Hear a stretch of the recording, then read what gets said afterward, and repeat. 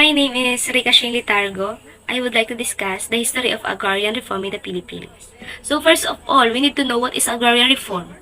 And based on my research, agrarian reform can refer either narrowly to government-initiated or government-backed redistribution of agricultural land, or broadly to an overall redirection of the agrarian system of the country, which often include land reform measures.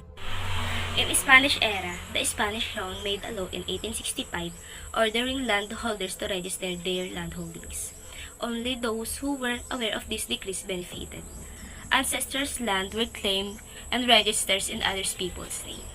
In pre-colonial times, the economy was open to the world market as exporter of raw materials and importer of finished goods.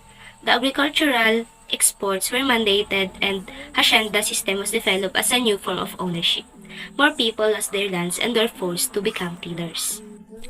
In American era, Philippine Bill of 1902 provided regulations on the disposal of public lands wherein private individual can own 16 hectares of land while the corporate land holdings can avail 1,024 hectares.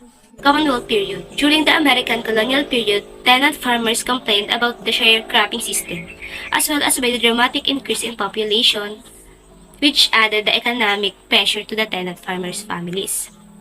As a result, an agrarian reform program was initiated by the Commonwealth. The Japan's era summary, land reform in Japan demolished a class structure based on the landholding.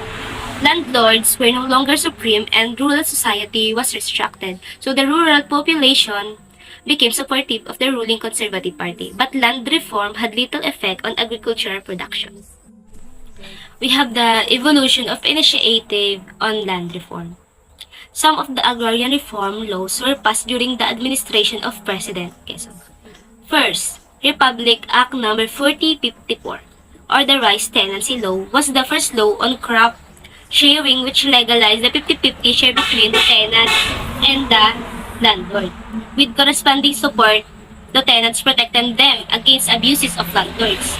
And second, Commonwealth Act No. 461 specified that dismissal of a tenant should first have the approval of tenancy division of the Department of Justice. And third, Commonwealth Act No. 608 was enacted to establish security of tenure between landlord and tenant. It prohibited the common practice among landowners of ejecting tenants without clear legal grounds. And fourth, during this period, the Court of Industrial Relations (CIR) was set up to exercise jurisdiction over disagreement arising from the agri-workers and landowner relationships. And lastly, the fifth, the Homestead Program continued through the creation of the National Land Settlement Administration, CA Republic Act No. 441, and tenancy problems were covered the Republic Act No. 461 and 608. And under Ramon Magsaysay, 1953 to 1957, we have Republic Act No. 9, and under Ramon Magsaysay, 1953-57, we have the Republic Act No. 1199 in the year 1954. The Agricultural Tenancy Act basically governed the relationship between landholders and tenant farmers. And second, Republic Act No. 1160 in 1954, again, free distribution of resettlement and rehabilitation of agricultural land, and an act establishing the National Resettlement and Rehabilitation Administration. And third, we have the Republic Act No. 1400 in the year of 1955. Land Reform Act, or also known as Land of the Landless program, which sought improvement in the land tenure and guaranteed the expropriation of all tenanted land and estates. And lastly, we have the fourth, Republic No. 1266 in year in 1955. Expropriation of Hacienda del Rosario, situated in Valdefrente, Cabanatuan City. So, these all Republic Act numbers is under Ramon Magsaysay. Under Carlos P. Garcia naman po tayo in the year of 1957 to 1961. There was no legislation passed in the President Carlos Garcia's team, but he continued to implement the land reform programs of President Magsaysay. So, under this Diosdado Macapagal in 1961 to 1965, we have the Republic Act number 3844. Nakalagay po dito na ang Republic Act 3844 daw po ay was enacted more specifically on August 8, 1963. This was considered be the most comprehensive piece of agrarian reform legislation ever enacted in the country.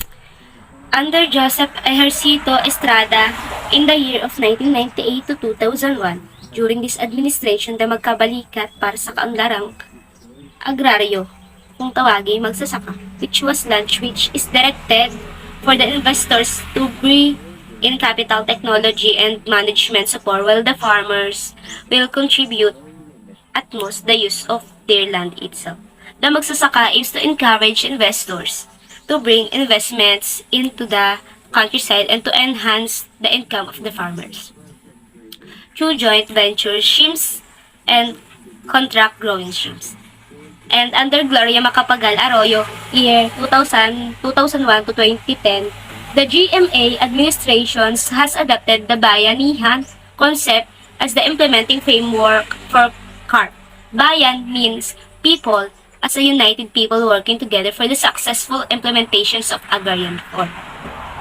The Bayan, B-A-Y-A-N, with Anihan framework has a different implementing strategies, namely salin and lupa, accelerating land transfers and improving land tenure, katarungan, prompt and fair settlement of agrarian disputes and delivery of agrarian reform justice. Bayanihan, better delivery by the government of appropriate support services to ARBs and the mobilizations of the ARBs themselves in the transformations of the agrarian reform communities into an agrarian reform zones and into progressive farming. And the Kamalayan, raising the awareness of the personal agrarian reform beneficiaries and the general public of agrarian reform in its contribution to social justice and development. And under Benigno Simeon Noynoy Aquino III, year 2010 to 2016, under the governance of President Noynoy Aquino, the DAR, which is the lead agency for the CARP implementation, is bent on sustaining the gains of agrarian reform through its three major components: land tenure, and agrarian justice delivery. The following are the strategies. This is the strategies directions of the Aquino administrations for the agrarian reform program. To substantially complete asset reform as mandated by Republic Act number 9700 by first, completing the land acquisition and distribution land in the Comprehensive Agrarian Reform Program. Extensions with reforms, CARPER, or Republic Act 9700 balance through focus on large-size private agricultural land. Redeployment of process personnel to the 20 highland provinces. Streamline land processes and procedures and enhance the database of land holdings for ease in targeting and monitoring the land. And second, prioritizing the subdivision of collective certificates of land ownerships awards in involving LBP compensable lands. Third, fast-tracking the documentations of collective settlement of landowner compensation for already distributed lands. And the fourth, synergizing and rationalizing the effort of the CARF, implementing agencies in all processes of land.